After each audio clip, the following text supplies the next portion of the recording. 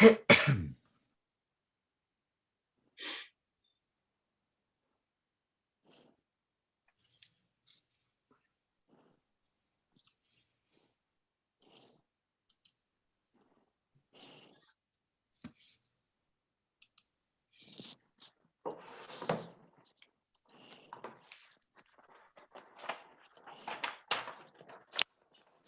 moderator, speakers, and members of the audience, my name is Ilyazi Al-Hosani, and I welcome you all on behalf of Dr. Mohammed Al-Ali, the chairman of the board and CEO.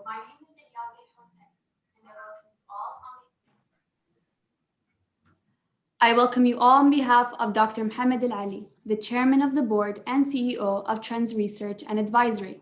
I feel truly honored to be addressing you at the start of this E-Symposium under the title of Knowledge Revolution and Global Economic Development Prospects.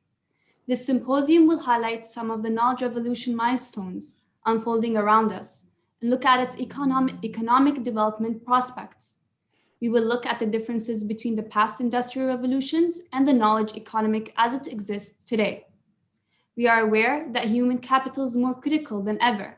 With the advent of new technologies, developing human capital is the key to any country's success. Tonight, we also look at the drivers of the knowledge economy and the key industries that will take it to the next level. Equally important is assessing the government's role in the knowledge economy, both as promoters of two technologies and a regulator that ensures their safe and legal use. Needless to add, governments need to take a proactive approach in the face of accelerating technological advancements. This discussion would be incomplete without discussing the opportunities and challenges created by the knowledge economy. These topics make this event very exciting for us tonight, especially considering we have a very distinguished panel with us tonight. So with further ado, I request tonight's moderator to start the proceedings. Dr. Paul Revelin, the floor is yours. Thank you, and thank you for inviting me. I'm very pleased to be here, to be taking part in this gathering. As a professor of economics, I used to tell students that the most important item in world trade was oil. But times have moved on, and when I look at the figures for trade in goods and services, I discover that perhaps the largest group of items that we can identify are really data and all of the equipment and services around it. And data is one manifestation of knowledge as we try to encapsulate it and move it. But I'm very pleased that we have some people who are experts in the field, because looking at knowledge just as data is misleading. That's very much too much the economist view of things, and knowledge which has been described as a factor of production and one that is in a sense available to all potentially, and if one person has it, it can enrich the next person rather than take away from the next person. All of the relationships are something that I think we will touch on. So my job is to introduce the speakers and to make a few remarks at the end. And the first speaker is Professor Graham Leach, who is CEO and Chief Economist at Macronomics Consulting in the UK. Each speaker has 15 minutes, and I will hand it over to you, Graham, to start. Thank you, Paul. Well, good afternoon, good evening, or good morning, everybody, depending on where you're watching from. The title of my talk this afternoon, and indeed a book I'm writing with the same name, is The Great Inflection. And the Great Inflection argues that in the mid-2020s, we're going to see a sharp acceleration in productivity growth in the world's advanced economies. Now, this is a little bit of a break with the consensus. Professor Erik Brynjolfsson, head of the Digital Economy Lab at Stanford University, says this is one of the great puzzles of our era, amazing technologies, but so far slow productivity growth. Now, Eric's an optimist in the long term, but he's just highlighting the fact, which is thus far we have had technological transformation, and we're definitely in the midst of that, but productivity growth has remained very weak. And now that's been described as the Solow redux, because some of you remember way back in the 1980s, there was a so-called Solow paradox, where Robert Solow argued that he could see computers everywhere, but in the productivity statistics, they were lacking somewhat. And McKinsey's argued that actually all we're seeing at the moment is a renewal of the Solow paradox. In other words, the Solow redux. But the Solow paradox actually sort of got squashed in the mid-90s, in the decade from the mid-90s to the mid-00s. There was a sharp acceleration, not as big actually as the one I think we're going to see in the future, but there was a significant acceleration in productivity growth, and productivity matters.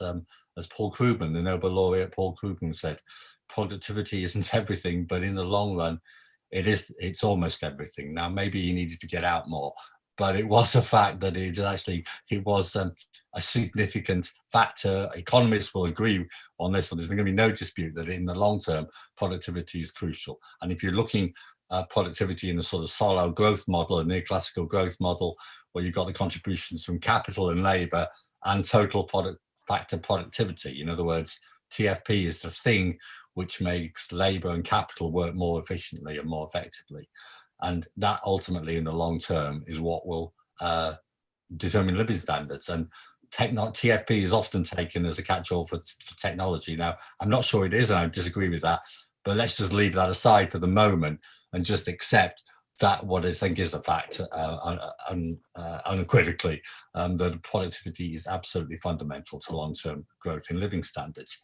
So if we're arguing, and I'm arguing this afternoon, that the experience of the last decade, when we've heard talk of secular stagnation and perennial weak growth, then that actually, I'm arguing, is going to change. I'm going to give you 3 reasons why I think we shouldn't have expected an acceleration in productivity growth before now, despite technological shifts underway.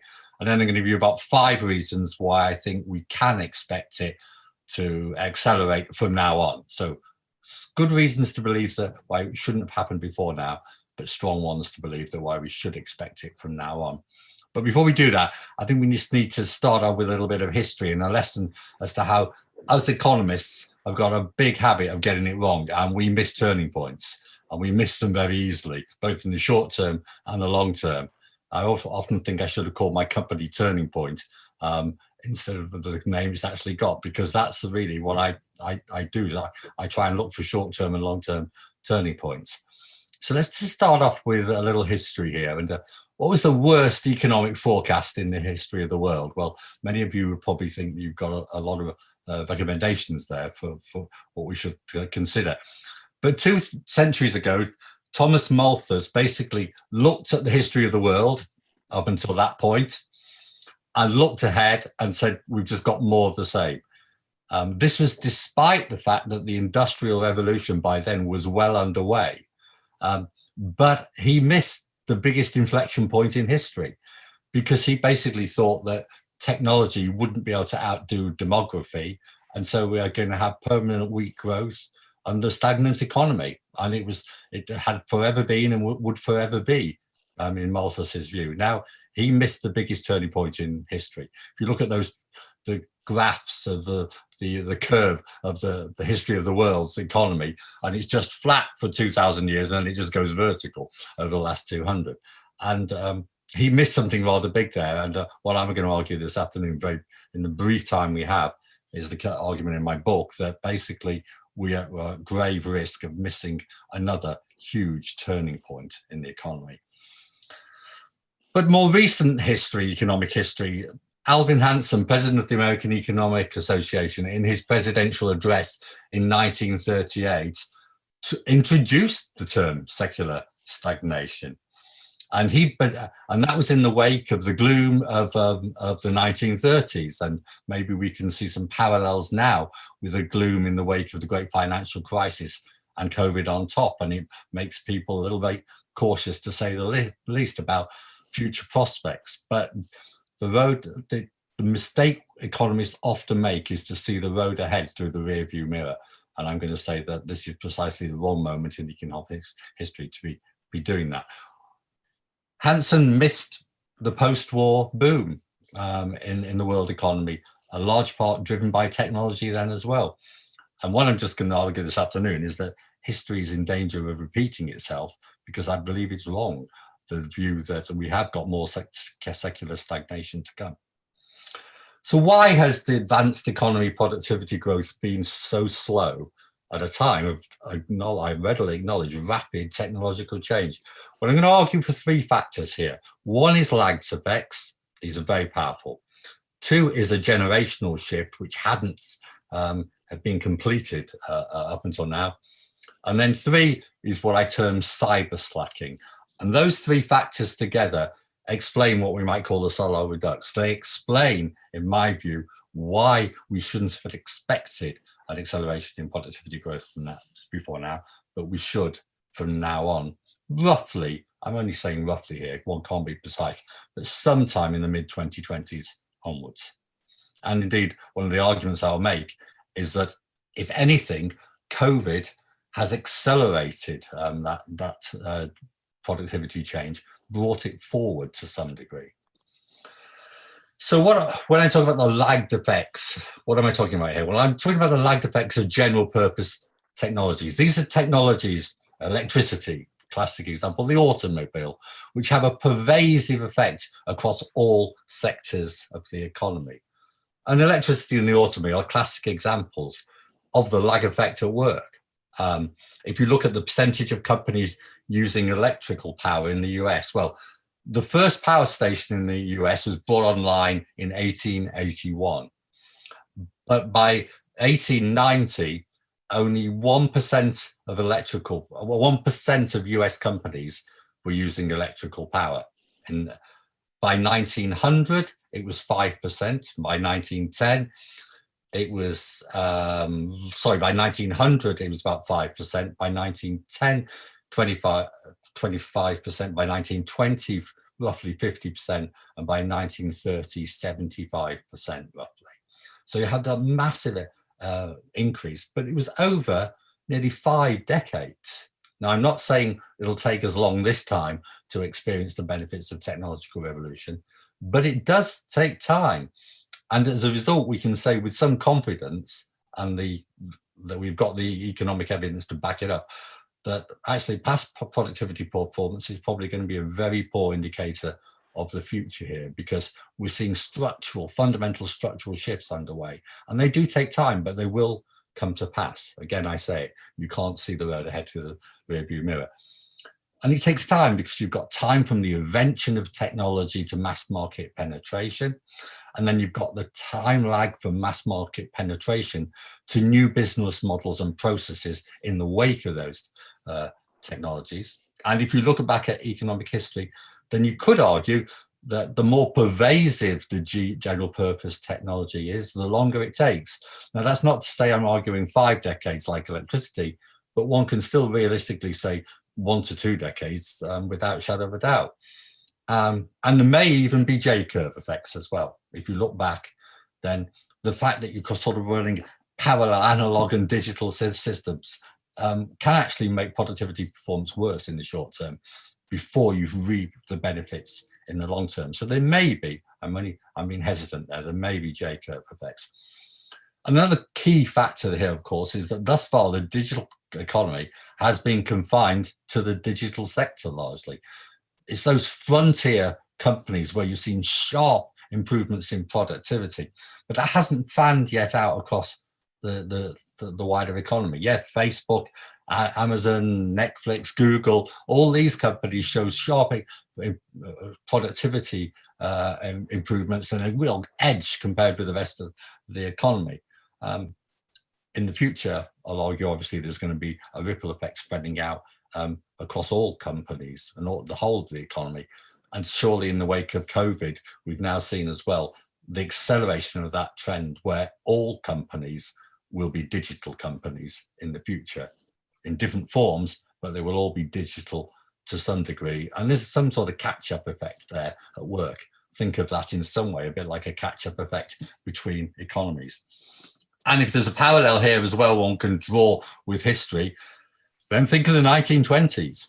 So we'd had the electricity build up, we'd had the automobile build up. Gosh, in 1900, there were virtually 0 car registrations in the United States. By 1920, there were 8 million, and by 1930, there were 23 million. So these technology effects, they build up, and they built up in the US, and they resulted in the 1920s. What do we call them? The Roaring Twenties.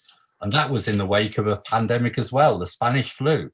So maybe that could be seen to have brought progress forward in some way as well. Maybe there is a parallel there. One can't be certain, but maybe there is. Okay, so that's lagged effects. On the generational effects, the clear factor is that over the last decade or more, the baby boomers have still dominated the C-suites and senior management. And they're not as tech savvy as generations X, Y, and Z. They're simply not. They don't get it. They're not born digital in the same way. A recent survey by INSEAD found that 40% of millennials think their company's digital strategy just isn't up to the mark. And a Samsung report recently as well on the differentiating characteristics of the ascending disruptive generation, those born digital, and he highlights how they would have a potential transformative effect on business models and strategy in the future.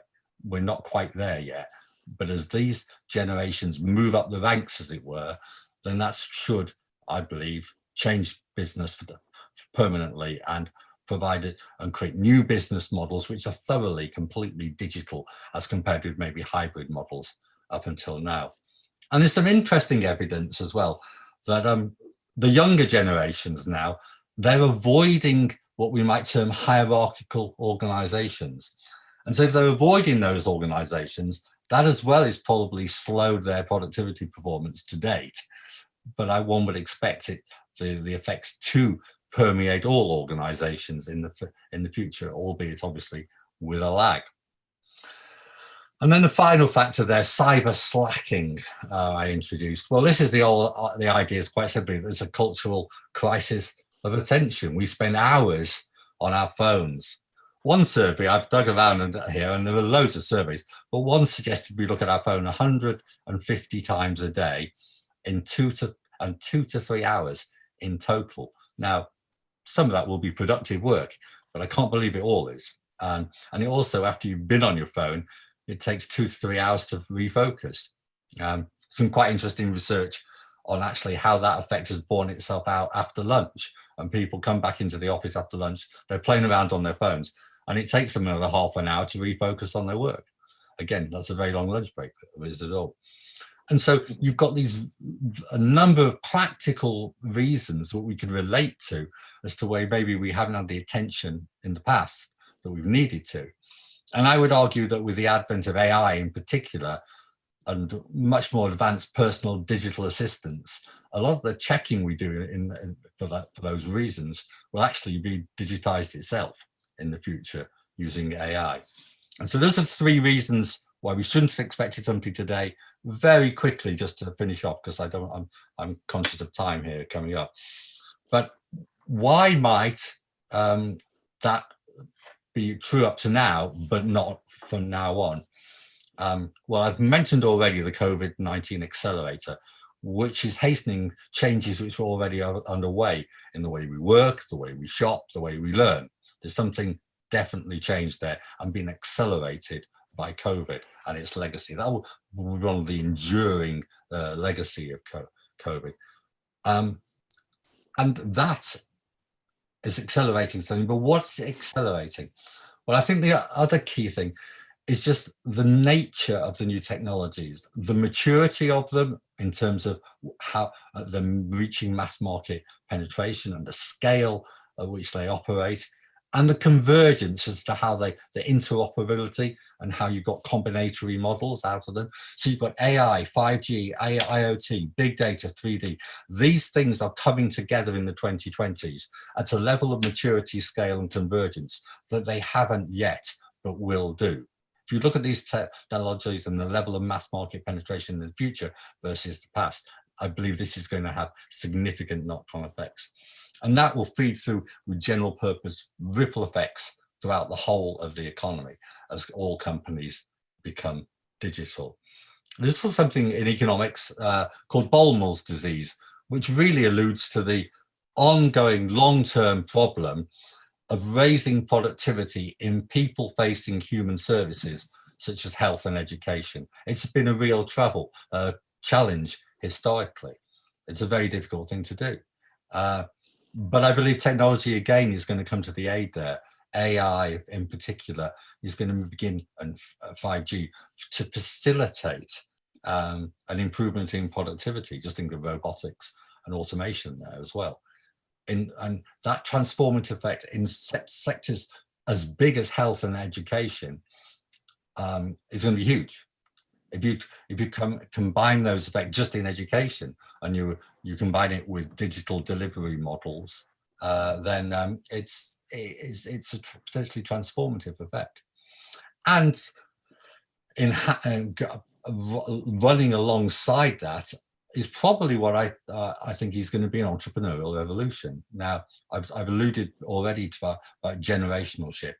It's a generational shift, but it's people who have brought up in the code economy. They understand code, they understand digital, and they see the new business models and new applications, and they immediately think, actually, I could do it better, or you could do it this way. And so the business entrepreneurial activity rates are likely to increase in the future, I would argue, with new products, services, new innovations, and inventions. Of course, I can't tell you what those are now, because those are all in the minds of the future entrepreneurs. And that's another reason it's difficult to foresee a turning point, because we don't know what's in the minds of the future Facebook applications or Amazon or whatever it might be. But one can see how the underlying drivers are coming together to facilitate the technology and the demographics and generational shift to facilitate an entrepreneurial change. And just finally, just the nature of the digital economy, one would expect wider productivity effects with spillover effects from digital companies across the rest of the economy. It's not only the effect on their individual company's productivity that these new technologies are going to affect. It's going to ripple over the whole economy as well. So I'm profoundly optimistic about the future. That is not to say I foresee what's been described as a singularity. That's a technological singularity where by sometime mid-century, machine intelligence exceeds human intelligence. I think that's a bit far-fetched. It's not also an economic singularity where we're just standing on the edge of an age of abundance for all, and we overcome scarce resources. It's not that either. What I think it is a very powerful general purpose technology effect, which ripples out across the economy, begins to transform it. And if I'm right, then I'm not making the mistake of Thomas Malthus or Alvin Hansen, but I am confident here that there's something we're missing, and that if we're not careful, we're going to miss the biggest turning point in a very long time. Thank you very much. Thank you, Graham. You leave us with much food for thought for later discussion. Mm-hmm.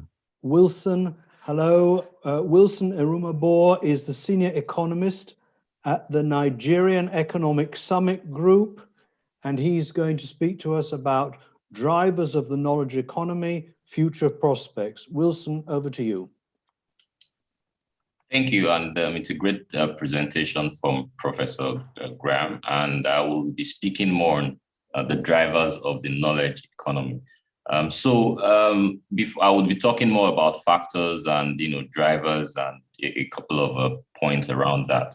But before then, I would just briefly speak to some of the works around the knowledge economy. I'm referencing the World Bank, which looked at some of the pillars and identified just 4 main pillars as far as the knowledge economy is concerned. And one key factor is also looking at the economic and institutional regime. Having one that is quite conducive for the creation and utilization of knowledge. I think here this factor is, very, very important in the sense of having some regulatory and policy environment that supports some of the innovation that Professor Graham has mentioned in his presentation. And the second pillar, highlighted is looking at the availability of skilled labor and a good education system, which basically speaks to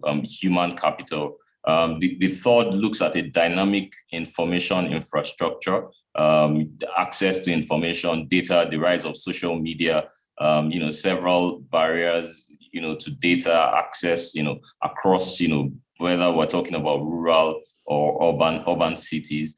And the last pillar basically looks at an efficient innovation system that, includes some of the stakeholders, whether it's the academia, the private sector, and civil society, to be able to harness some of these, factors of the knowledge economy. And drawing from these pillars, I was able to highlight about 7 drivers of the knowledge economy, and some of these interaction between and among some of these factors will ultimately shape the future of production, the future of how we do business, the future of even interrelation amongst people and amongst countries.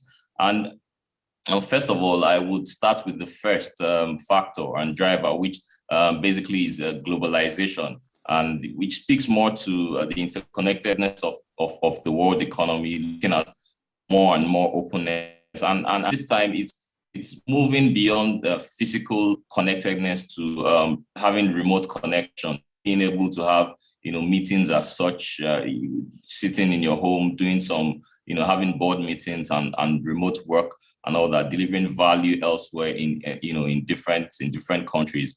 And there's also trade liberalization. And if you look at Africa, for instance, we've a lot of, the AfCFTA, the African Continental Free Trade Agreement, just came aboard in January 1st, 2021, which is basically trying to create a single market for Africa. And this, of course, would come a lot of innovation as regards regulation, as regards payment systems, joint processes, customs, and all that. And this factor is, very huge, and change the way production is done, leveraging on some of the concepts behind the global value chains.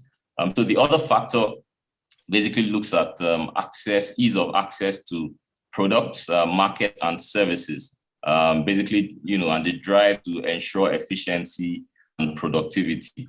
What this means basically is innovation. We've seen, innovative technologies in farming, weed control, planting, harvesting.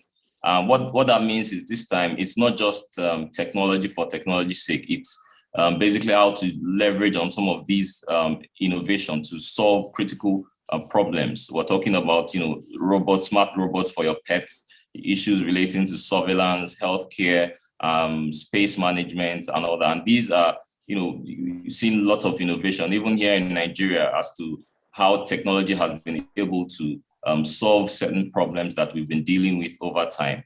The other factor basically looks at, also it relates to the previous one, is on competition. The fact that everybody is on a scale, on trying to create and invent. And, over time, there's, the argument that competition comes affordability. And at some point, we would see sort of like a convergence, and people would be able to afford some of these innovative products and services that we've been seeing the last couple of years. And one other big factor is climate change. And here at the NESG, we've done several projects that speaks to how this is changing the productive space of different countries, even having some developmental consequences as well. Here in Nigeria, we've seen several cases of extreme weather conditions, whether it's the recent example in Texas. We've seen wildfires in Australia. Rising ocean levels here in Nigeria. There's annual flooding that we often experience. Which have huge implication on productivity, especially when we're talking about out in the agricultural sector. It led to lots of displacement. So there's been lots of changes in Nigeria. For instance, a couple of days ago, just 2 days ago, we experienced what we call the Harmattan season, which is quite dry and windy different depending on where you are in the country. And this is something weird because Harmattan usually occurs in November, December. So there's been lots of extreme weather conditions. The weather is becoming unpredictable. And what this means, basically, it calls for more and more innovation in areas of infrastructure, power, and being able to ensure we live sustainably, which leads to my next point on cleaner energy as one of the key drivers of the knowledge economy. I mean, in the last couple of years, there's been lots of innovation in electric cars, solar energy, wind energy, renewables. And this is, one big factor that will continue to shape economic outcomes, in the next couple of decades. The last 2 points, the one looks at the future disease outbreaks, and this is coming from what we've experienced with COVID-19, because obviously, and unfortunately, there's going to be lots of outbreak in terms of diseases across different parts of the world, and you can imagine the unprecedented progress we've made in the areas of vaccine development, because of the pandemic. Within a short period of time, we've been able to develop and administer vaccines, and this, of course, means that it's changing the way science works, especially in coming up with solutions as to addressing some of the key challenges relating to diseases. The last point, basically, which also Professor Graham mentioned earlier, is the exponential growth in entrepreneurship, which ultimately will change the labor structures of most countries. People are finding it more comfortable to work at home. Here in Lagos, there's been the rise in technological hubs. People just move in with their laptop, rent workspaces and workstations, and and these are a combination of factors that will influence the outcomes going forward in the next couple of decades. And of course, in the knowledge economy, one key thing across all these factors highlighted is human intellectual. How important it is. And this time it's not just being able to execute manual labor and be fit for work, as we've seen or read about in the industrial era, but this time it's the ability to think creatively, to adapt to changes, and to be able to provide solutions and solve problems. And in some countries, governments across some of these countries are struggling to play catch up, whether it's in terms of policy, in terms of regulation and legislations. We've seen that, with the ICT development we've had in the last couple of years in Nigeria. At some point, it was people in government couldn't understand the wave at which, the changes were happening. Lots of innovation, development of apps to solve some basic problems. People were learning how to code. AI became a subject of discussion around, and so government eventually tried as much as possible to play catch up and started coming up with policies. But that's after some of these changes have been happening, and I think one key factor is and what this highlights is the fact that we need to see how we can engage more and more young people or people who understand these changes and get them into government so we can have innovative policies across board. So from all of these, I think one thing is very clear, that countries that will become a major driving force in the global economy in decades to come are those that will deliberately create policies, plans, and programs that are able to encourage some of these innovations, and leverage on the knowledge economy. And we tried to do this with the Vision 2050 Nigeria project. So in 2019, we came together at the NESG, which is a think tank in Nigeria. We organized yearly summits, which usually has the largest gathering of the president, the vice president, public sector and private sector individuals. And what we did was we saw a need for Nigeria to take a long-term approach to be able to address some of its developmental challenges. And one of the key factors we came up with was the fact that we need to leverage on the knowledge economy. And it started by us creating 3 scenarios for Nigeria from 2020 to 2050. And we, tried to, there were the 3 scenarios. We had the best case, a moderate case, and a worst case. And, for the best case, we made several assumptions. We tried to use several economic models. We used the NESG CGE modeling tool, and we created several assumptions, most of which were underpinned by, improvement in some of the technology-related indicators, labor assumptions around labor productivity. We tried as much as possible to underplay the performance of crude oil because we felt like Nigeria needed to move and leverage on some of the key industrial manufacturing and the knowledge-related sectors. And so we came up with several simulations that ended up, putting Nigeria as one of the top economy, provided that we're able to implement reforms around adoption of technology, reforms around ease of doing business, reforms around education and human capital. And the result of this is the whole process bettered, what we call the Nigeria Vision 2050 project, which basically, currently now the plan is ongoing. The government has been engaging to develop such, the long-term plan.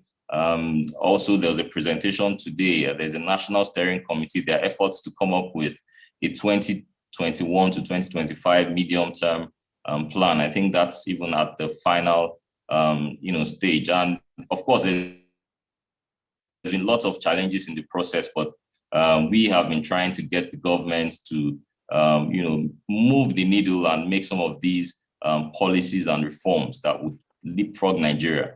And in conclusion, I'll conclude by saying that some have referred to the knowledge economy as, the post-industrial era. And what this basically means is a change in production structures, structures of labor markets in favor of the knowledge sectors or the sectors that, would create value as it were. But I think there's also an aspect where the knowledge revolution itself could also, fuel industrial development.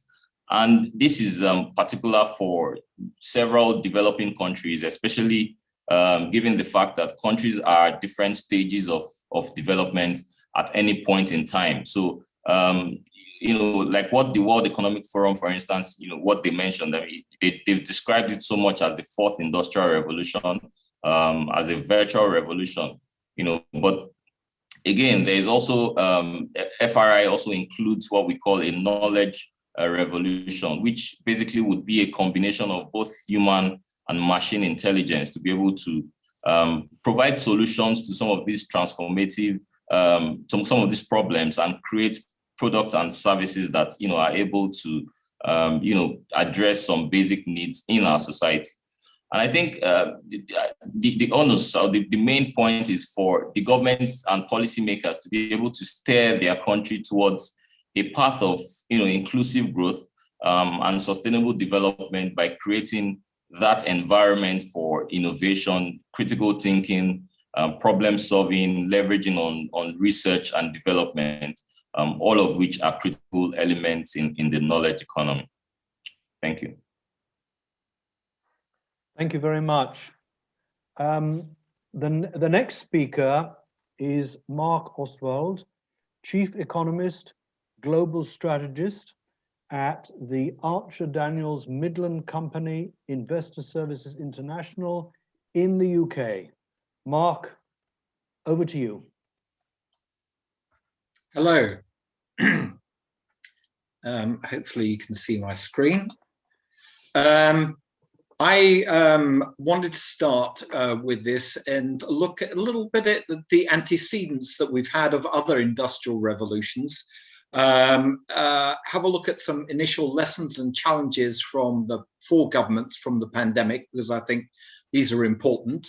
And then the government's role in balancing the relationship between capital and labor, as well as governance, and then having a look at the a project of great hope, which is the green recovery, and particularly the hydrogen economy.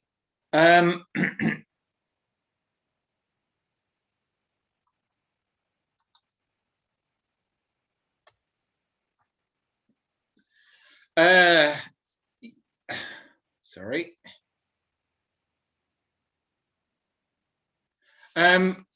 Sorry. John Mokia, in his book, The Industrial Enlightenment, made a very interesting point that basically what we had in terms of political process and the development of the scientific revolution was a merging of what one would call the philosophical ideas of the Enlightenment and the actual scientific revolution.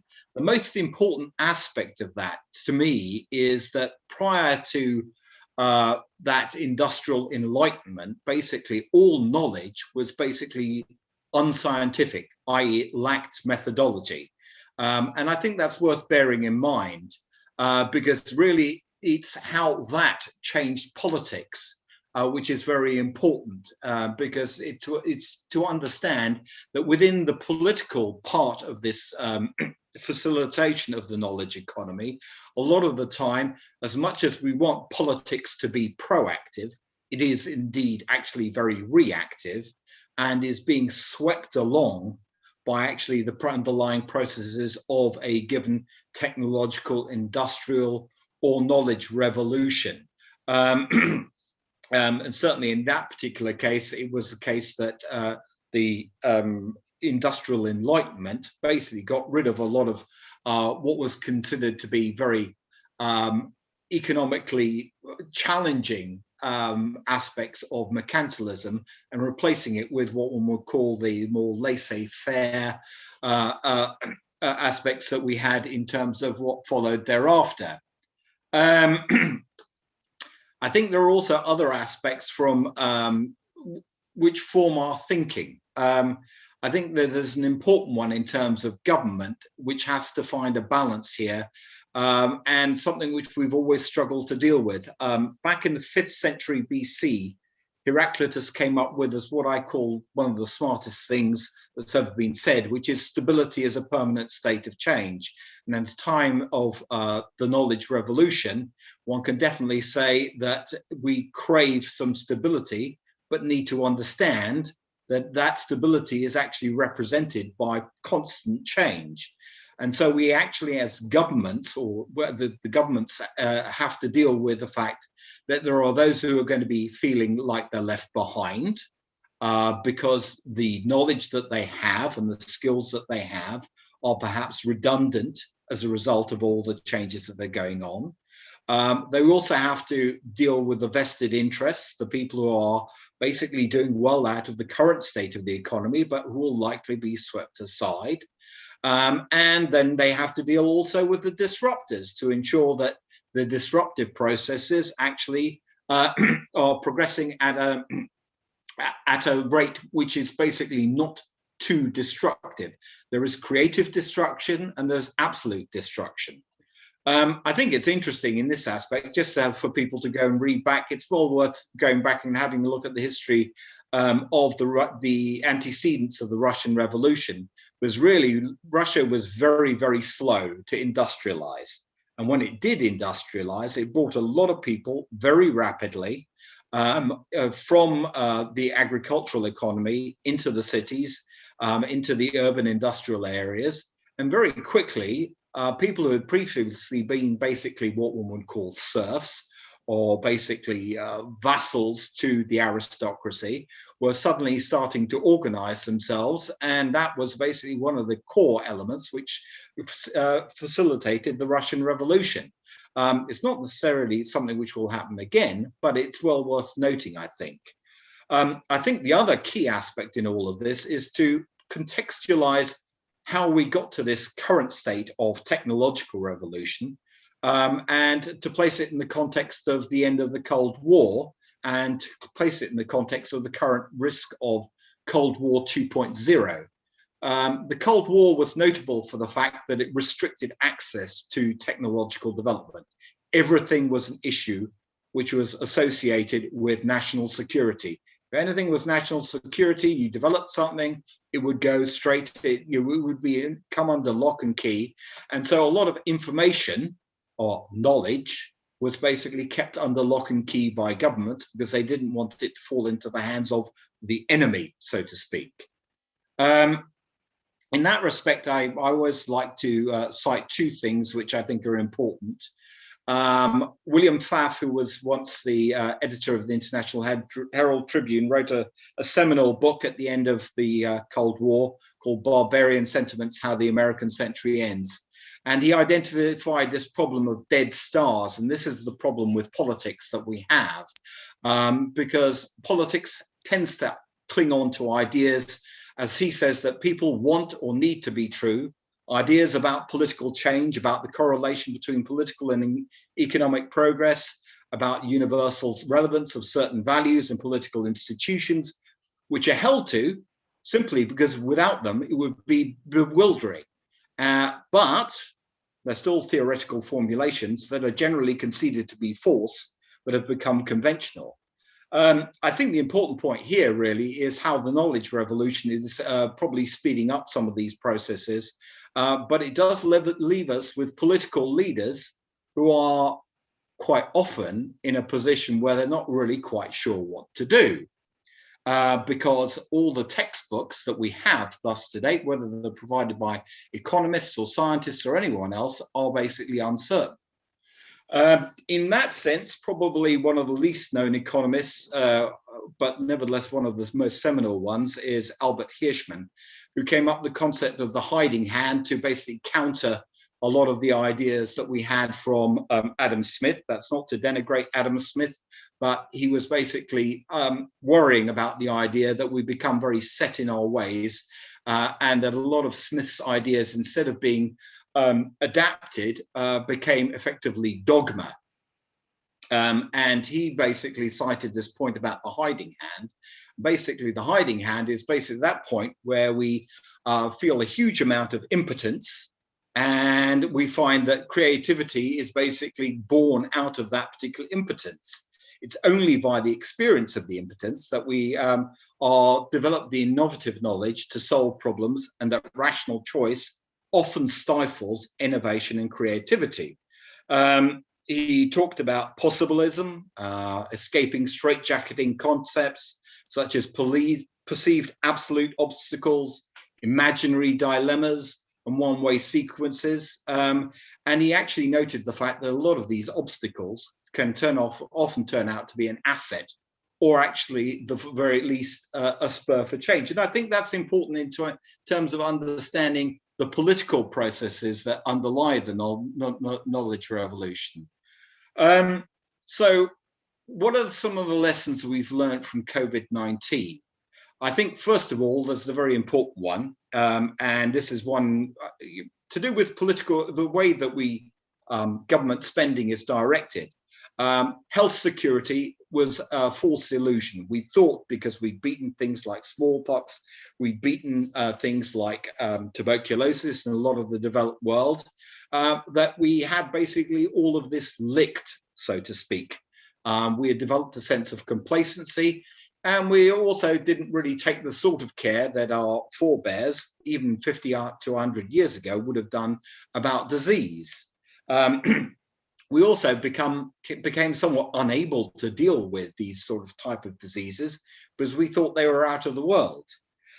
It's also, I think, revealed a lot of global, regional, and national institutional weaknesses, which were there. We knew about them, but we didn't want to talk about them because politically, they were too challenging to deal with. Either they required a deal of cooperation and vested political capital, which politicians basically weren't interested in expending.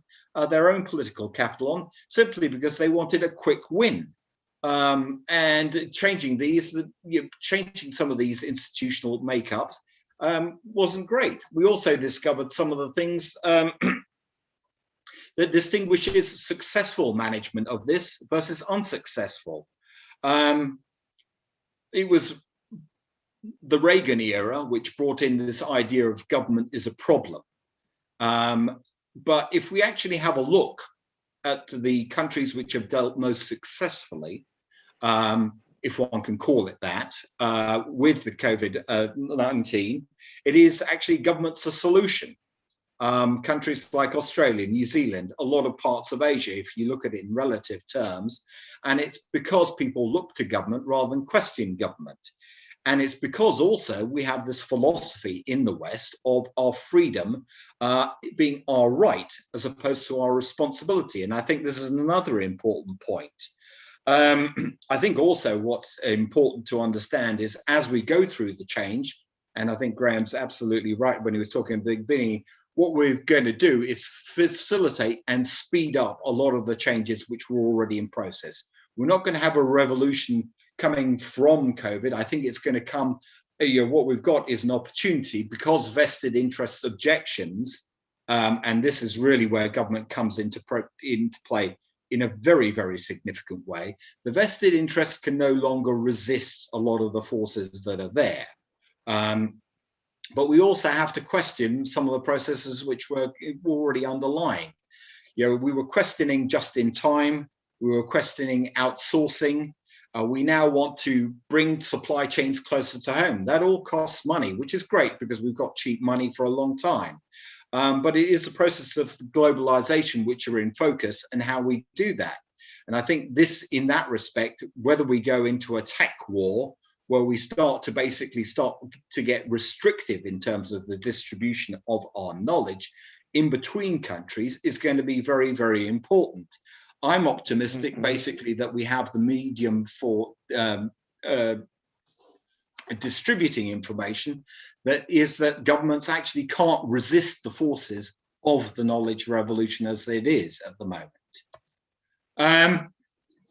So as I've said, government's role is both reactive and proactive. I think there are sort of some basic top level things. Governments need to encourage, facilitate, and promote innovation and competition. They above all need to manage change. Let's look at this, and I'll come back to this in a moment again. But one of the key things here is we've got the ESG movement, environment, sustainability, and governance movement. And we also have a big movement which basically allocates a lot of the capital related to that. Now, we actually have a problem because as much as we are moving away into new forms of renewable energy, sustainable energy, hydrocarbons are still going to be part of our world. And in that respect, governments are going to be very, very important in not pushing the pendulum too heavily against hydrocarbons, for the simple reasons that we may not be having many gasoline cars in 10 years' time, but we'll still need a lot of hydrocarbons for making plastics, and there will still be an intrinsic part of particularly large-scale transportation, even if we are working down a road which will have that. If we push too far against hydrocarbons, then the banking sector, the fund management sector, the pensions management sector will basically withdraw funding for hydrocarbons, and we're going to actually find ourselves with a shortage. And this is where government actually is going to be absolutely critical to manage this change. And it's going to require, it's not just a case of being at a national level, but also at an international cooperative level. It's been alluded to quite a few times already, but I think one of the things which COVID's also revealed is the inequality of access to technology. And we're finding it particularly in terms of education. Education is going to be absolutely critical if we're going through such a huge amount of change in terms of the way the world economy works, then we need to make sure that the people who are going to be displaced in terms of their job skills are given the opportunity, and this is both via the medium which we distribute education as well as reskilling. And governments here are going to be absolutely critical if they don't launch projects which give us the opportunities to the younger generation and also the change the workforce in such a significant way as to facilitate moving on. Yes, we can say that we have with the actual physical technology and the ability to do that, but if we're actually excluding half of the population, we are in a situation where you are likely to create a lot of social unrest. And there again, this is where government's role is very important. What we've also seen, and we're starting to see nascent things going on, is the government's need to lean against monopolies and manipulation. And I find it interesting, we're objecting to the power of an Amazon or a Google, an Apple, a Facebook, but also in a country which has so-called a lot of control over what people do and say, like China, there is only belatedly them realizing just how much control they'd allowed to gain over particularly the payment system for the likes of Alibaba, for the likes of Tencent. If you think actually between the two of them and their WeChat Pay and Alipay solutions, they control 80% of all payments in China. Somewhere along the line, someone was asleep at the wheel in China on that front, and it's going to be an issue for everybody because we are going to also have a big challenge how we move to have a more developed digital payment system in the world. I think the other thing which is also very important is when we hear about the trillions of dollars that governments are spending at the moment, is an observation by former German Finance Minister Schäuble, who basically said, it's never the quantity that you spend on this, it's above all the processes and the quality.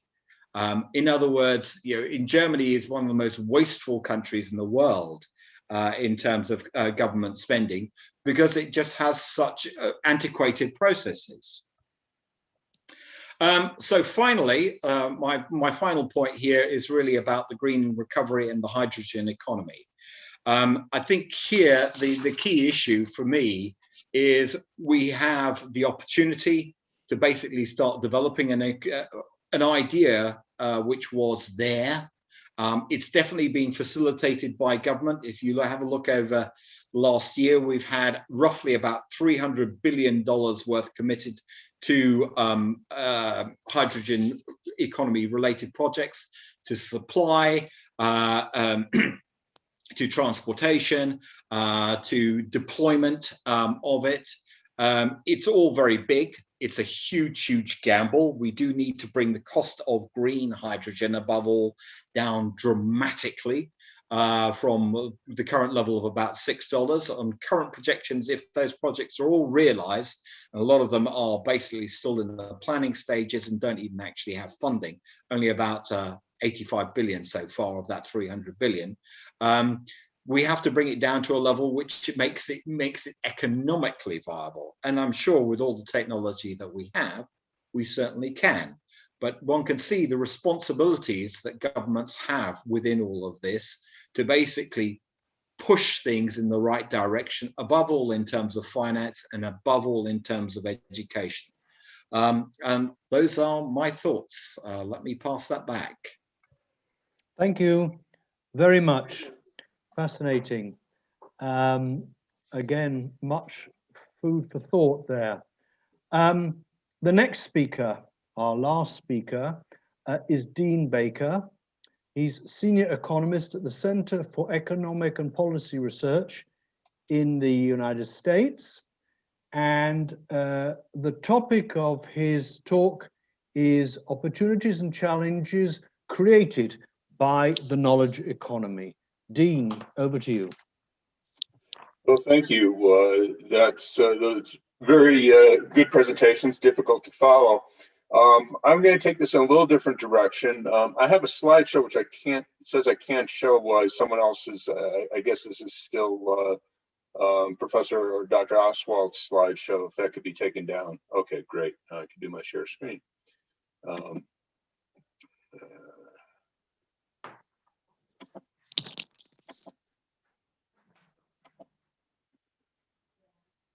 Sorry, just a second here. There we go. Okay, so I'm going to take this in a slightly different direction.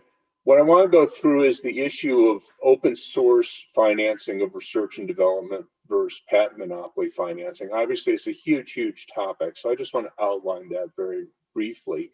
And then talk about the case of pharmaceuticals and vaccines. This is obviously especially important today with the pandemic. So, and also, I mean, I'd argue more generally, because I've written about this for some time, that this is an area that pharmaceuticals are especially appropriate for open sourcing, and I'll explain that. Then I want to talk a little bit about this in a global context, particularly China and the US. You invite someone from the United States, you get a US-centric presentation.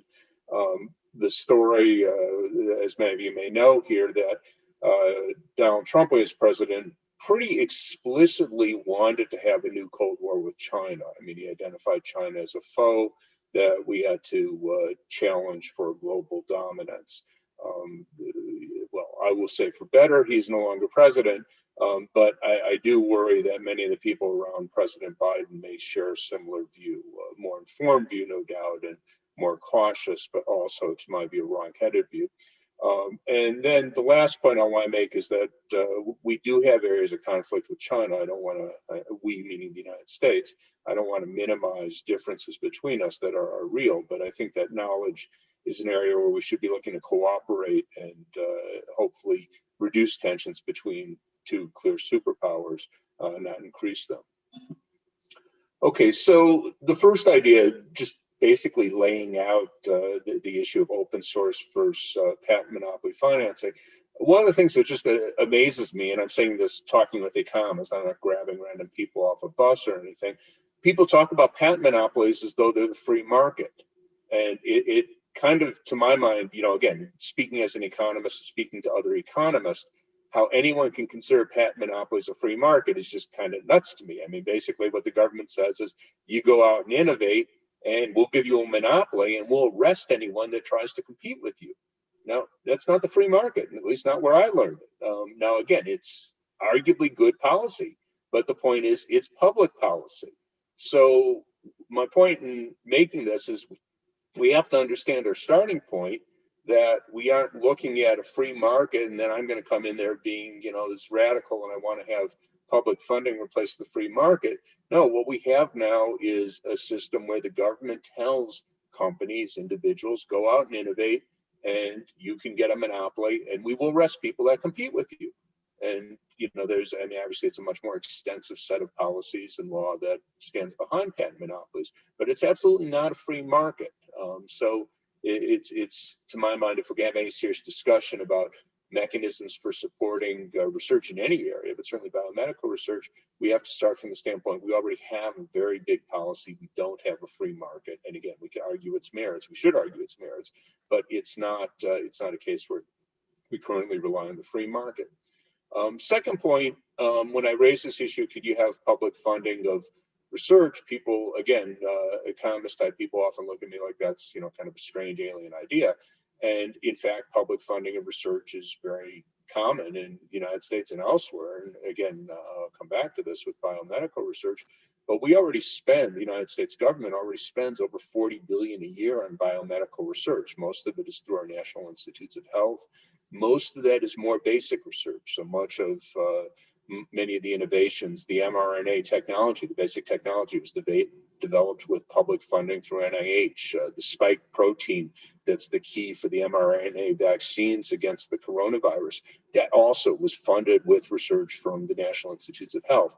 So a very large amount of basic research is already funded in the United States, biomedical research, I should say, by the National Institutes of Health. And in fact, they also often do downline research, a number of important drugs, HIV, the first important HIV/AIDS drug, ACT, was developed actually as a cancer drug on support from the NIH. It was back in the 60s. It turned out to be unsuccessful as a cancer drug. It was the first effective treatment for AIDS.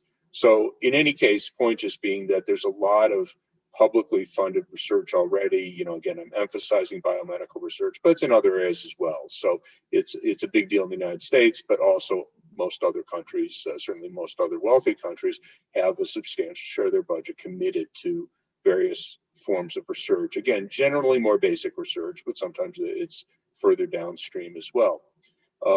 Second, the third point here is that, to my mind, a huge advantage of publicly funded research is that it can be open sourced, unlike patent monopoly support research. And this is just kind of obvious that if you have, you know, a drug company, a Pfizer, Merck, whoever it might be, I shouldn't just pick on drug companies here. It's anyone, you know, if it's General Electric, it doesn't matter who it is. They're not going to be sharing all their research for the obvious reason they want to get the patents. Now, once they get a patent, they have to publish certain data, and people have looked at that. I'm not an expert. I'm not a technical expert, so I'm not very good position to evaluate patents, but people who are experts have evaluated patents, and they often say they typically aren't that useful for follow-on research because they're deliberately written to be obscure, to conceal as much as possible. But be that as it may, the more important point here is that you're only going to disclose information as you absolutely have to. You aren't going to disclose it freely. I'm not casting aspersions at anyone here. It's not good profit maximizing policy. You don't want to give away your breakthroughs to your competitors, just kind of common sense. Whereas with publicly funded research, you could take the absolute opposite approach. You could say, if you get the money, it's public. That means it's posted to the web as soon as possible. Okay, so taking the case of pharmaceuticals and vaccines, I'd argue these are particularly appropriate for public funding for three reasons. First off, we have third-party payers, typically, in fact, almost always. I mean, more true in other countries, even in the United States, but even in the United States, most often, if I'm looking to buy a drug, I have insurance, so my insurance company's paying it, not me. I might have a copay, but the insurance company typically picks up the bulk of the bill. The government does, even in the United States, pays for more than half of prescription drugs through our government programs, our Medicaid program for low-income people, Medicare program for seniors, a variety of other programs. So long and short, it's not the individual who's paying it. My reason for emphasizing that is there's, of course, a basic economic logic that if I'm thinking of buying an iPhone or I'm thinking of getting a new car, or whatever, I know what's worth to me. I mean, the government doesn't know what's worth to me. They might guess, but they don't know I do. So that's the conventional logic why we value consumer sovereignty. Individuals know what things are worth to them. The government doesn't. When you have third-party payers, that's kind of moot. So when I'm talking about getting a particular drug, I'm not deciding how much it's worth to me. I'm going to try to get the government to pay for it. I'm trying to get the insurance company to pay for it. So we don't have that relationship. So it's not the classic economic relationship that most of us value. I mean, I value that. I think most of us do. The second issue is asymmetric information. That there's a huge problem with drugs, vaccines, whatever it might be. That the maker of the drug knows much more about the drug than the I hate to use the word consumer, patient or even doctor. And that's by design. So drug companies only release the information that they have to. And this has come up with the vaccines. So we don't have full information on that. I mean, obviously they have to disclose that to the regulatory agencies. So here in the United States, we have our Food and Drug Administration. Pfizer wants approval for its vaccine, or Moderna or anyone else. They have to disclose information about their clinical trials, full information about their clinical trials. Those aren't made public. The Food and Drug Administration is actually prohibited from disclosing that.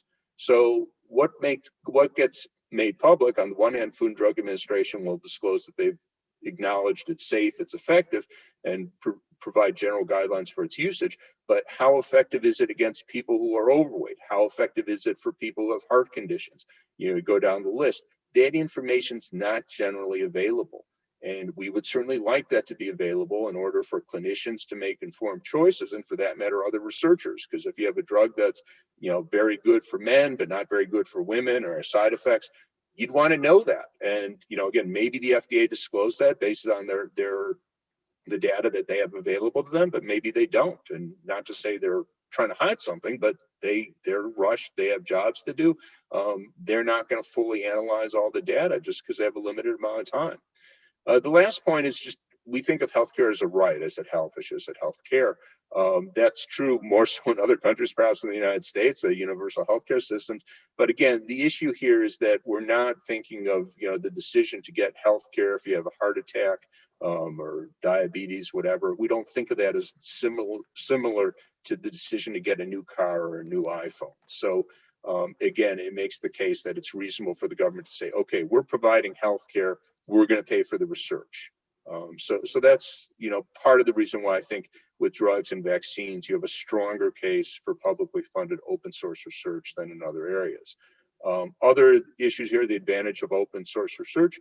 Research advances more quickly. Again, I raised this with economists, and I don't know why this should sound like a strange idea. We don't think knowledge advances more quickly when it's open than when it's not. I mean, I don't really understand that. This has come up with the vaccines, because there's, of course, a big debate at the WTO. India and South Africa are trying to suspend intellectual property rights relative to vaccine and treatments for the duration of the pandemic. And one of the arguments on the other side is, well, it really won't matter, at least for the vaccines, because there's only so quickly we could produce them. And, the point that I and others have made is, well, if this were open source, we might be able to think of more rapid ways to produce them. And Pfizer, in fact, they just announced that they could actually produce their vaccines more quickly than they previously thought, which is fantastic news. But on the other hand, you have to go, well, my guess is Pfizer's engineers aren't the only people in the world who could be innovative in developing better techniques. So in other words, if this were all open source or technology was available to the whole world, well, we could probably find other ways to make it even more quick. So again, just kind of common sense to my view. The next point, again, kind of what I made already, researchers and clinicians would benefit from having the clinical trial data. We'd like to know exactly, who is this good for? What are the problems? And again, I'm not knocking the Food and Drug Administration or any other regulatory agency. You just cannot analyze all the possible ways of drug benefiting or harming people. And I just think of, the way economists work. If I'm writing a paper and an economist is looking at my paper and says, I should have your data. Well, I'm supposed to share it. And, maybe I didn't do anything wrong, but there was aspects of the data I didn't look. Oh, there was a time break that I didn't pick up, or there's a different story for small firms and large firms. I mean, there's an infinite number of ways to analyze data, as we all know. And if it's open, people will do a better job analyzing it. The last point, this is hugely important. Again, one of the things that amazes me that economists don't pick this up. Where we have patent monopolies, we're of course raising the price hugely above the free market price. Now, every economist I've heard talk about, we're going to have a 10% tariff on steel, 25% tariff for steel. Every economist knows that creates a perverse incentive. You want to maximize the value of that tariff to you. You want to try and make it larger. People will find ways to evade it. We all know about that. But then when you talk about drugs, you go, okay, here's a drug that would sell for $10, $20 in a free market. But because we have patent monopolies, it's going to sell for $2,000. In some cases in the US, it might sell for $20,000. Well, you have a lot of perverse incentives there. Drug companies have a really big incentive to push their drugs, even in contexts where they might not be effective, they might not be safe. And you don't have to look far, at least the United States, to find examples of that. We have a huge opioid crisis, and several major drug companies have paid billions of dollars in damages based on the accusation that they deliberately misled doctors about the extent to which they were addictive.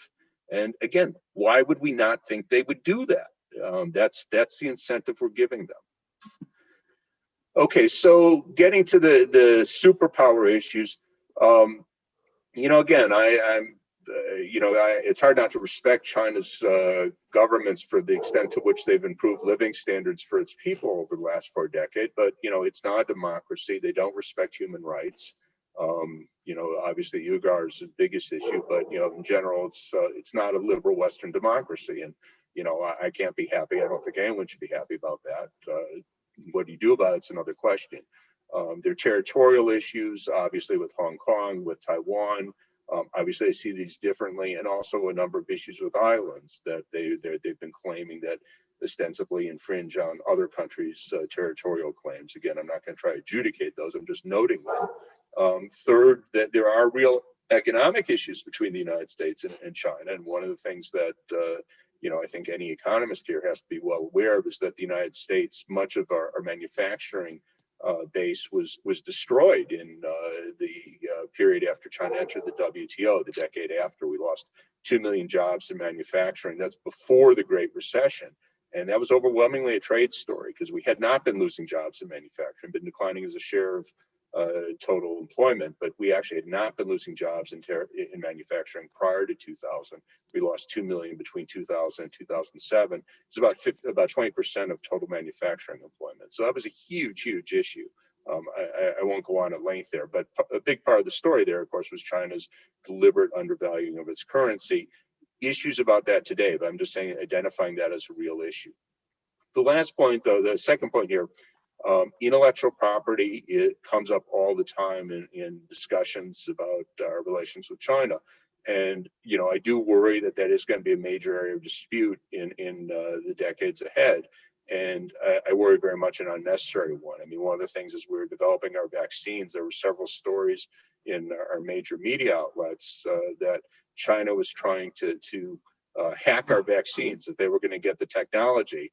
And, this guy had me scratching my head. First off, their leading vaccine candidates are totally different technologies, so it wouldn't help them on the candidates. But you go, okay, what would be the consequence? Let's say they were doing it. And again, I have no idea, but let's just say they were doing it. What would have been the consequence if China had Moderna's vaccine at the same time Moderna did? Well, Moderna wouldn't be happy, but we'd get more people vaccinated more quickly. I would not be upset by that. So it's just one of these things. It was worth stepping back and go, what exactly is the problem here? So that just gets me to the last point. Knowledge is an area where we can have cooperation. We shouldn't be looking to have conflict. We shouldn't be looking a way to knock knowledge away with patent and copyright monopolies. So what would that look like? Well, again, this is just outlining what it would look like. Well, suppose we have treaties, and we have treaties today. People look at me like, oh, you're going to get everyone to sign a treaty. Well, guess what? We get them to sign treaties now. The Trans-Pacific Partnership, which was a big deal in the United States. The reason we never got that approved under the Obama administration was because they were fighting over the patent rules. It wasn't actually patents, it was a data exclusivity, but a related issue. So we already have these issues. It's not like I'm introducing a new issue that, oh no, we don't have, what will we do? Throw up our hands. We already do this. So the question is, what are we trying to do? So suppose we say, okay, countries will commit to a certain amount of research, and this could be by area, biomedical research, green technologies, whichever it might be, related to their GDP and, related to their wealth. So we don't expect low-income countries in Africa, Latin America to be contributing the same share of their wealth or their income as say the United States and West Europe. But we come up with formulas. Will those be perfect? Of course not. But so what? Nothing's perfect today. We come up with general formulas. So this is what you have to contribute to supporting research, and we indicate what that means. And will people cheat? Yeah, but that's the way the world works. So it's going to be pretty hard for say Germany to say, oh, we're spending 0.5% of GDP or whatever it might be, and then have nothing to show. So that seems, so again, countries will fudge it, but we can deal with that. The second point, research findings are fully open. So you're committing your money to biomedical research. Okay, everything's posted on the web.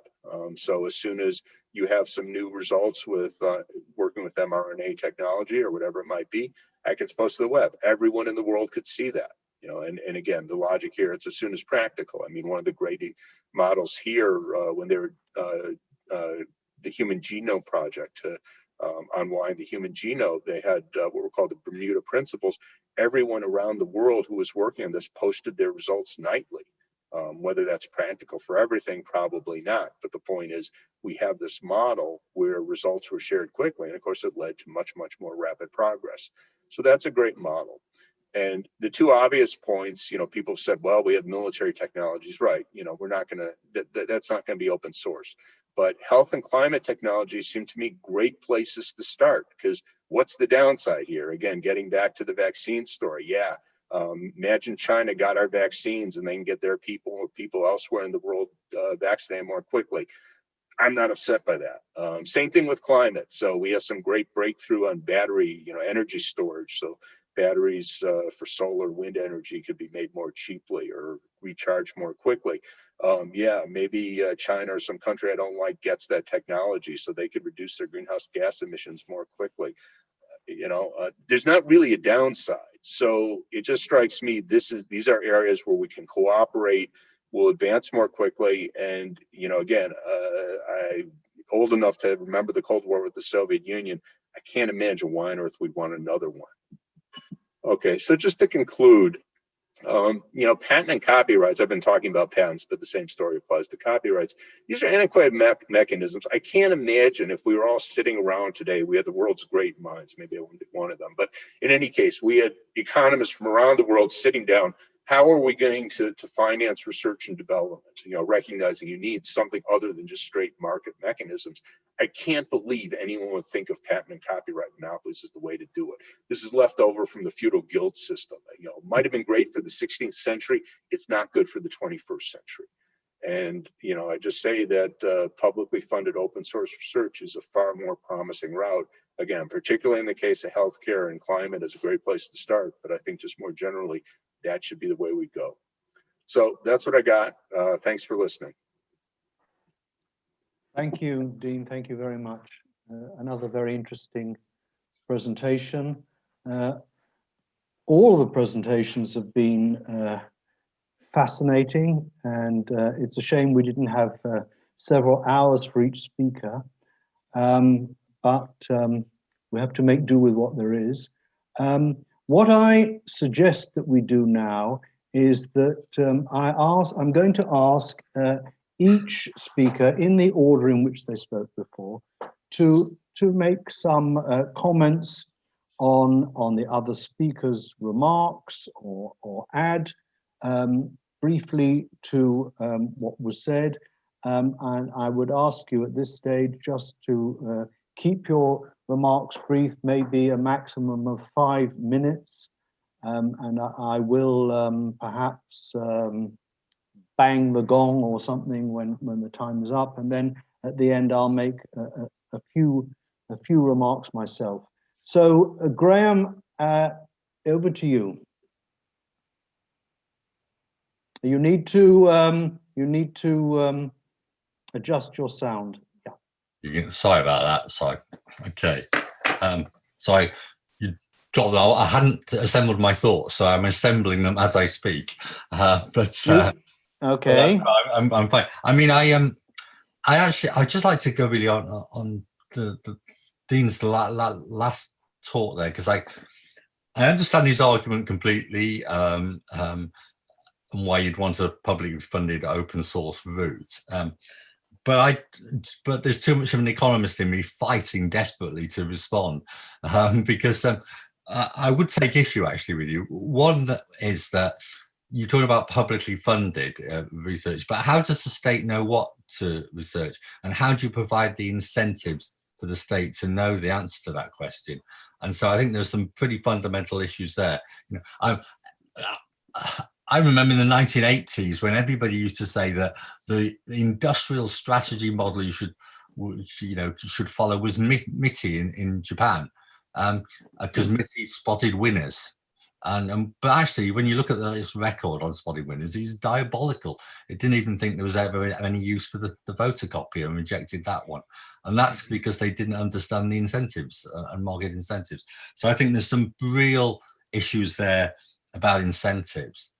But also, I think there's a more fundamental issue here, that if you've undertaken research and you've found something out, there surely is some element of natural justice here, that you hold the property rights to that. And if you hold the property rights, then you should have some sort of advantage there. And so both from an incentive and property rights perspective, I think the open source route is pretty fundamentally flawed, in all honesty. I don't know how. I can see how in Nirvana it would work, but I'm not sure it works on planet or Earth with fallen human beings. Okay, Wilson, would you like to make any comments? Yes, just a very short one on Mark's, remark, especially when he mentioned that hydrocarbons is not going anywhere, and I think that's quite of an interesting observation, especially for countries, a country like Nigeria, and even in when you look at reports and arguments for diversification and structural transformation. I think most oftentimes, countries and politicians often use the phrase diversification away from oil, as if oil in itself is a curse. But for Nigeria, I think crude oil hasn't been the problem. We've had issues relating to governance, legislations and all of that. So I think that's quite of an interesting points to make, and it's not to say that crude oil is going to be is not going to add any value to the economy. It's just basically saying renewables, yes, has so much of a potential to also contribute to the economy. Thank you, Mark. I do like Dean's idea about pooling of resources. My concern at the moment actually is one of the topics which we've touched on, all of us a little bit, but not really addressed, is this word or this phrase, human capital. Human capital sounds to me like we're still going down the same route that we've been going down for a long time, which is basically to put the control of the world in the power within the hands of those who own capital, and to actually ignore the human part of it. I still think it's commoditization, it's tokenization, and it's probably, if we're going to just tokenize our education system, we're probably not going to develop it, particularly from government's side, and we're not probably going to get the sort of innovation that we really need. And in that sense, I think pooling does help, though I can see the other side of it, that someone basically, if you make the investment in a given point of area of research, and I do think there is a big need here, because I think Dean's point is well made. Areas like climate change or energy, areas like health are, is it right that we capitalize on our innovation in that area?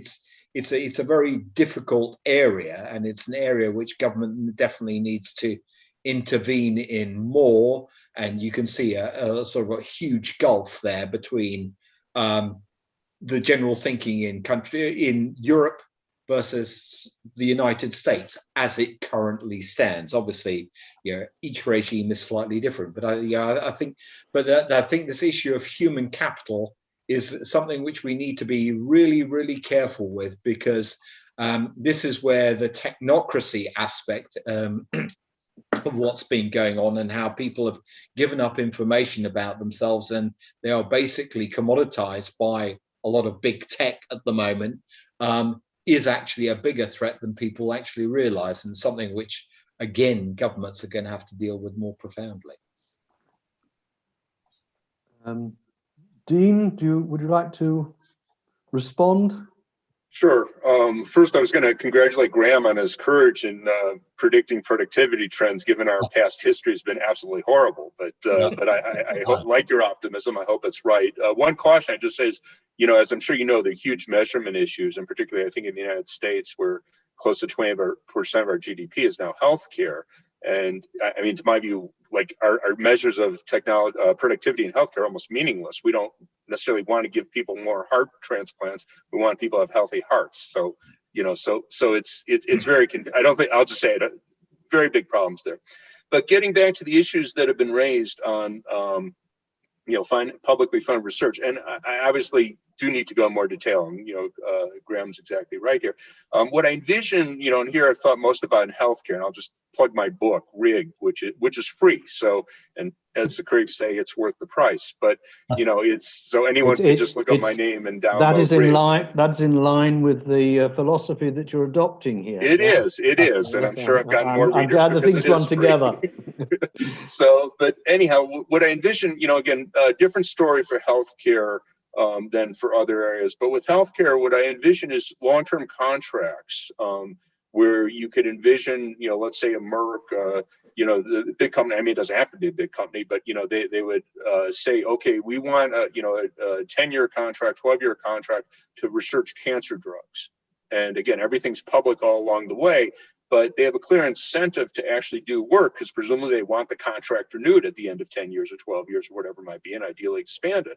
So, they have clear incentives. They're not just going to be spinning their wheels. I mean, they might, but, that's not a way for a long-term viable company. And what I hold up as the model here, and people kind of scratch their heads, is the U.S. military industry. Companies like Lockheed, Boeing, they make a lot of money on military contracts. Now, they also get patents. I understand that, but they're mostly making the money by they bid and they say, okay, we're going to produce the next generation fighter bomber. That's what they're making the money on. Again, the patents are pretty much beside the point. They might make some additional money on that, but they're making money directly on a government contract. And people point to them, they go, oh, there's all sorts of waste. There is a lot of waste. There's no doubt about it. But one of the big advantages you have with biomedical research as opposed to military research is there's no rationale for secrecy with biomedical research. With military research, yeah, I mean, it does make sense. We don't want Al-Qaeda or whoever, bad guys, to get the latest technology we have for weapon systems. That argument makes no sense with biomedical research. If Al-Qaeda wants it, good for them. I mean, I'm not a fan of Al-Qaeda, but whatever. I mean, there's no argument there, So I think that goes a long way. And in terms of property right, I'm glad you raised that because we define the property rights, and we've changed them. So what does that mean? You're getting paid for your work. And, as a practical matter, my guess is the people who are the most innovative people, at Pfizer, whatever company, I'm picking on healthcare, but any industry you want, my guess is that the people, the great innovators are probably not the one who walk away with the biggest paycheck. So Pfizer's going to own the patent, not the particular researcher that happened to have the greatest breakthrough. So we might think that, okay, here's this person had a great breakthrough. We want to see them get lots of money, but there's no reason to think that's the case today. And again, what I'd love to see, we have the Nobel Prize. Let's expand that. Let's, have 50, 100 Nobel Prizes. Suppose you had a pot of, $200 million a year to give prizes to people who did outstanding work. Now, they've already been paid, so it's not as though if they didn't get the prize, they go, oh, I went home empty-handed. They got paid. If they're good researchers, they're getting a healthy salary, so they got paid. But, by all means, if someone had a great breakthrough that allows us to increase cancer survival rates, sure, I'd love to see them get 10 million or whatever. I mean, I realize that might not look good compared to Elon Musk, but I'm not worried about, creating more Elon Musk. I want to make sure that people get well compensated for good work. Anybody else? Maybe I'll just make a few remarks based on recent developments in Israel that pertain to some of your comments. The first is our apparent success in the vaccination drive. There are two interesting points to this success. The first is that we have a system of public health system based on competitive health funds, which everybody has to join, which are totally regulated. Each health fund has to provide specified services at a price that is identical to the other health services, and people are allowed to move between one health service and another, so that the different health funds, which provide a form of insurance as well as a lot but not all of the medical services at the hospital and at the individual level, have to be on their toes, so that you've got a system of public health in that we have a public health law. Everybody in the country, be they citizens or residents, is covered. which operates with efficiency when it comes to providing the service that we now need. The whole thing has been digitalized completely, and I can contact my doctor, get prescriptions, all the rest. I now have my certificate, a green certificate, all online, and this leads me to so one of the things that's been pointed out here is that the socialist origin of this, to use a word that is so unfashionable, has served us very well. But it isn't, and here I'm not saying anything against the National Health Service in Britain. That's what I'm trying to say is that it's a public health service with an element of competition built in, and the anxiety of people like me, economists and others, citizens, is that we maintain this balance between having a public system like the UK has, which has, we mustn't forget, totally changed the health of the British people after the Second World War, and avoiding some of the dangers that come with privatization. Now, having said that we have that basis, and that explains how we're able to provide the vaccinations efficiently, and here I note that if the second in the list is probably the UK because of the NHS, because the public sector rather than the private sector was used very effectively to provide vaccinations. We in Israel did a deal, or the government did a deal, obviously a secret deal with Pfizer, that we would pay them a lot of money for the jabs, and we would provide them with access to data from the system. And we know, and the public is increasingly informed, that the data inside the health funds, there are three, I think, main health funds, each with their own data banks, is the basis for a huge amount of preventative medicine. The research that they do, the access to digital data on us all provides them with the means to identify all sorts of problems and offer preventative solutions, or at least preventative screening and so on, regionally according to different criteria. So the very success of the system has also been commercialized. I think I'm using Mark's term, it's been commoditized, it's been made into something that can be sold, which in part fills me with anxiety that the very good system that we have has the capacity to be possibly exploited.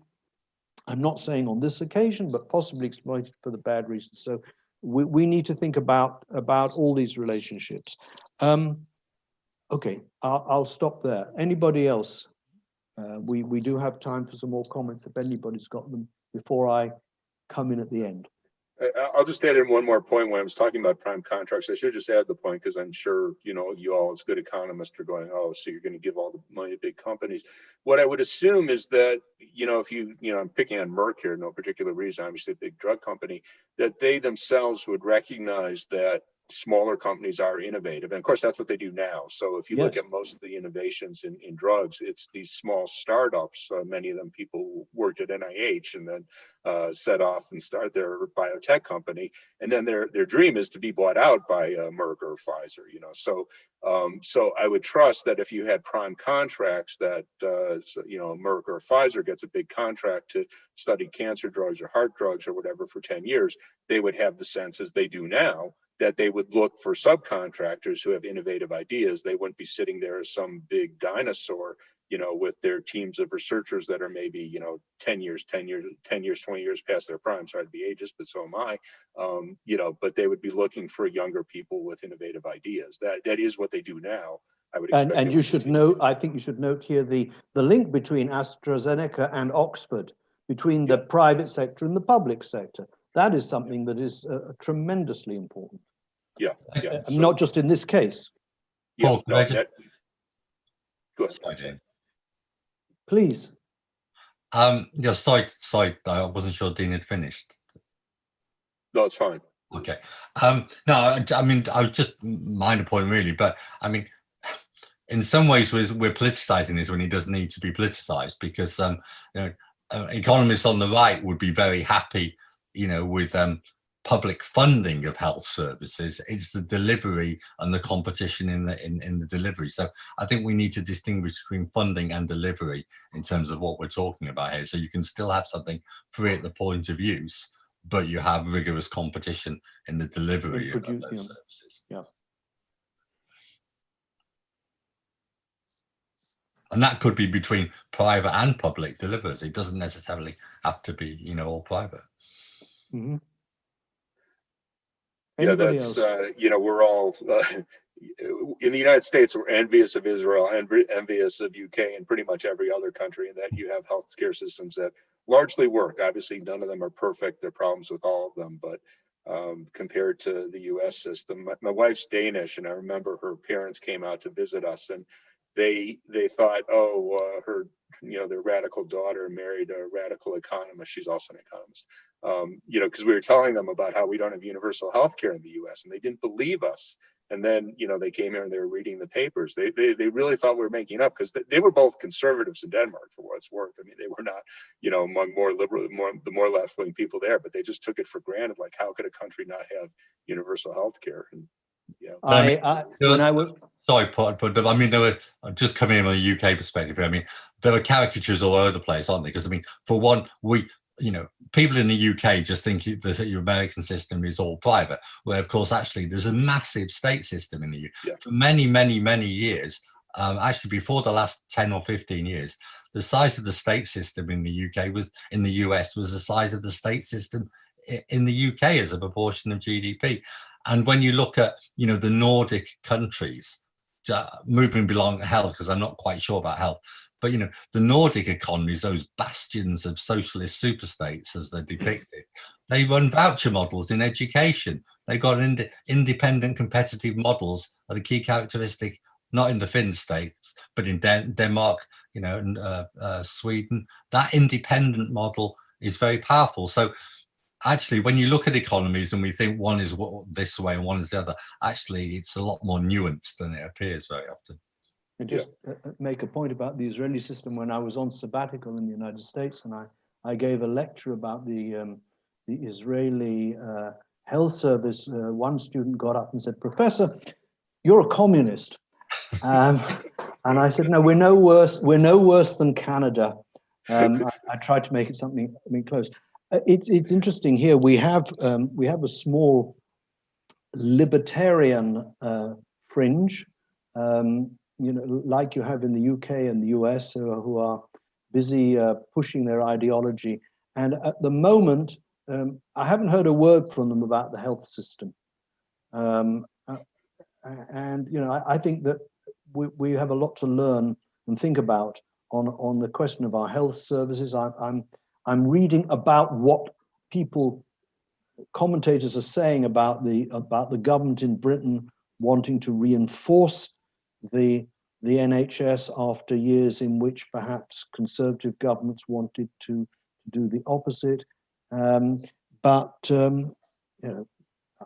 don't want to speculate about the future, but it does seem to me that the area of public health is something that we're going to have to devote more resources to.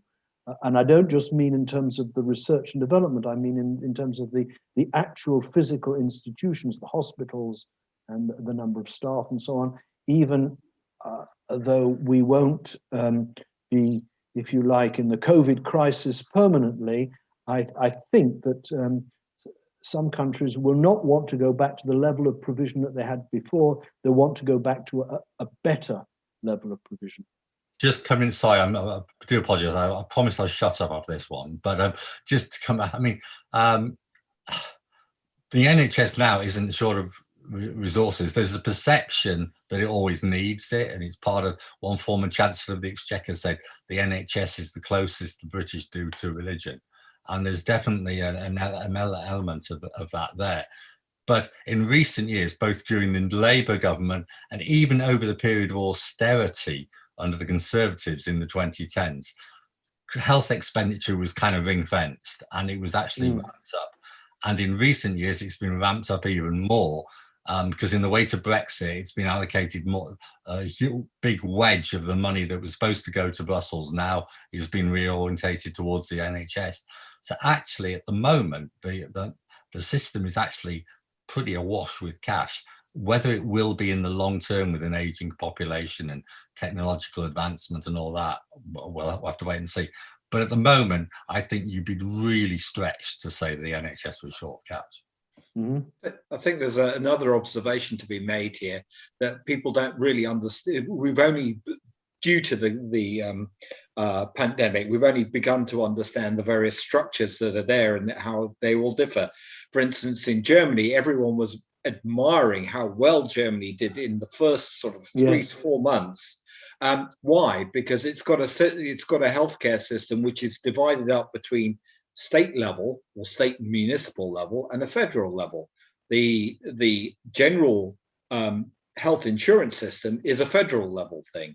The state level is basically what creates this enormous overcapacity in terms of beds in Germany, because every municipality in Germany, and this would be frowned on elsewhere, wants to have its own clinic or hospital or something. And so there was always, this was something which was always going to contribute to a better survival rate, basically. It's not because they're geniuses, it's because they've actually got a flawed system. And these are sort of all issues which people are going to actually have to start looking at. Why did the NHS, why is the vaccination program being very well done in England? One, because everything actually, ironically, was centralized. It all went through Public Health England. And secondly, the capacity is precisely there for that if it is centralized rather than devolved to the regional health authorities. And that's one of the things which actually worked extraordinarily well, particularly as the government had basically been quite savvy in terms of organizing supply of vaccines, which is a different issue. Can I ask a really quick question? Should we be talking about this? I'm thinking about trends here, and trends. Yeah. I thought we were speaking about the knowledge economy. We seem to drift. We've drifted into COVID. Yeah. So would anybody like to take us back to where we were? Any final thoughts? Well, I've just enjoyed the discussion. Again, I mean, everyone's comments are very interesting, but again, I find Graham's comments on productivity the most interesting. And as I say, I sure hope he's right. I've been through the optimist and pessimist. I always try and say I'm right in the middle, because we had the big speed up in '95 that few people saw. Some did, but then that went away in 2005, and I think almost no one saw that. Yeah. And then, I got a big kick. I'm sure you're familiar with Robert Gordon's work, who wrote this very pessimistic book that, we're condemned to low productivity growth forever. He was one of the big optimists back during 2000. So anyhow, my view is kind of this is almost, I'm not gonna say random, but it's our ability to predict in the past has not been good. So I'll just say I sure hope you're right. I completely, well, so I hope I'm right as well. I may well be wrong. I disagree with Robert Gordon on quite a number of points, which we haven't got time to go into. So I think there are counter arguments to what many of Gordon's points. But I think as well, just one other point, I forget who mentioned it, about the measurement issue. And that and specifically the measurement issue as applied to the digital economy. Now, there was lots of analysis there. When you look at it, you think kind of in common sense terms, it must be the official stats must be missing something, but then actually you dig deeper, and actually you end up thinking that they miss a little bit, but they don't miss a lot. In other words, even if you allow for measurement errors, that doesn't mean that productivity growth suddenly was a lot better than we thought over the last 10 years. It was probably a little bit better, but it really wasn't dramatically better, which is a bit counterintuitive and a bit of a surprise. But that's just the state. But I think, from my perspective, it's the age-old problem of economists, whether in the short or the long term. They look at the road ahead through the rearview mirror. What was is then said to be in the future, and it's just not the way the world is. Yeah. Okay, thank you all very much indeed. We've gone in lots of different directions, but that's really what a free discussion should be. I want to thank Trends for initiating a very interesting discussion, for inviting a very interesting group. I just want to, before I make some final remark, and so that I don't forget, tomorrow at 7 p.m. UAE time, Trends have a webinar on emerging military technologies and the future of global security, which is related to some of the things that we've been discussing today. Will make a very interesting supplement. I'm not going to attempt to summarize what has been said, but I just throw in a few more thoughts based on being very academic, based on books that I've read in the recent past, and a few other thoughts. One thing that occurs to me is that existing knowledge, some of it publicly funded, has been privatized in the form of journals that are put out by commercial companies. And I'm aware, but I don't have the details, that in the UK, the public funding bodies have demanded that, and UK representatives may be able to correct me, have demanded that where there's public funding, then access to the publications, to the learned journals or the articles in them should be available without fee. Otherwise, in a sense, the private sector is gaining a rent from work funded by the taxpayer. So the existing body of knowledge that we have, I'm thinking about economics journals, but other things that I read and come across is essentially private property until, at least until copyright ceases to exist, and we have to think about how the existing body of knowledge and new knowledge comes. I don't want to say onto the marketplace, because that implies that everything is for sale. In order to provide incentives for people to produce it or distribute it, but we need it to be free, if it's publicly funded, and if we want it to be, if we want the benefits to be maximized. And this leads me to the anxiety that I have. I'm fascinated by Graham's optimism about things that are going on. I certainly I'm not suggesting in any way that he's wrong, but what I want to question is whether this all provides an additional or an increased source of inequality at the national and the international level. The more that we invest in, rely on the knowledge economy, the higher the returns, to use a word that is not favored in this group, the higher the returns to human capital. To those who have the knowledge, the returns will be higher, and to those that don't have the knowledge, the returns will simply not exist. And be this at the individual level, or at the corporate level, or at the national level, or at any mix in between. It seems to me that we, on the other hand, to move into a more optimistic side of it, we have the means, the technological means, at least, to spread the knowledge much more. And of course, at the same time, we need to be obviously redefining what the knowledge is. We're not talking about teaching children to remember when the Battle of Hastings was, but to know how to find things out.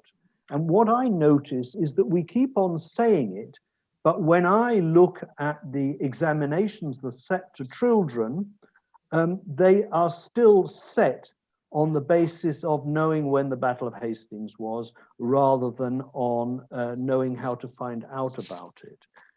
But having said that, in other words, we have the technological means to revolutionize education.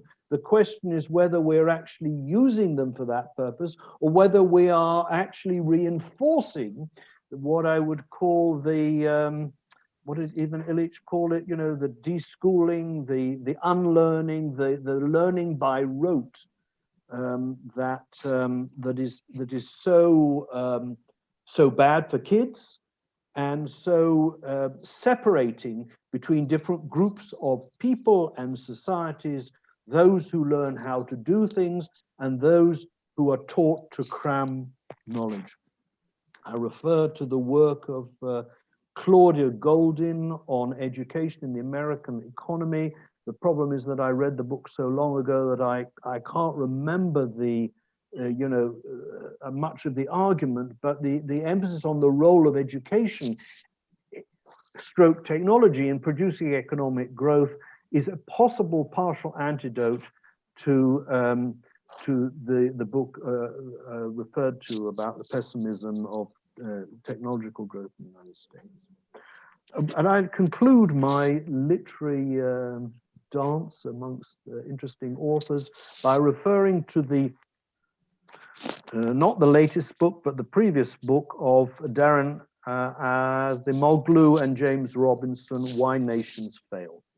I think that book has not only a very interesting analysis of how societies develop, and they've got more to say in their recent book that's just come out, but it also, I think, provides us with warnings about the future, warnings about the dangers of inequality and the lack of inclusiveness.